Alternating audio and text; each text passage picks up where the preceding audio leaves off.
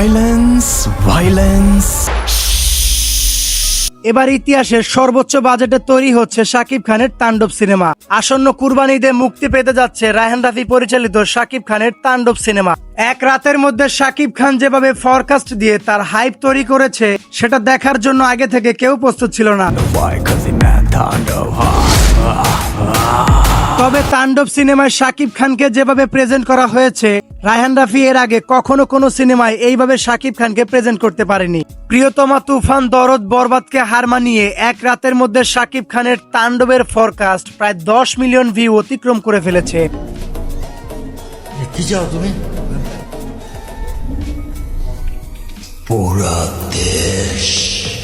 তবে বাংলাদেশের ইতিহাসে এই সর্বপ্রথম এমন একটি সিনেমা হতে যাচ্ছে যেটা এর আগে কখনো কেউ দেখেনি। রায়হান রাফি এই সিনেমায় এমন কিছু সিকোয়েন্স রেখেছে যেটা দেখলে আপনি সত্যি চমকে যেতে বাধ্য হবেন। তাছাড়া এই সিনেমায় এক বা দুজন না, বলিউডের নাম করা 3 জন অ্যাকশন ফাইটিং ডিরেক্টর যুক্ত হয়েছেন, যাদের হাত ধরে তৈরি হয়েছে জওয়ান, টাইগার ওয়ার, এরকম আরো অন্যান্য সিনেমা।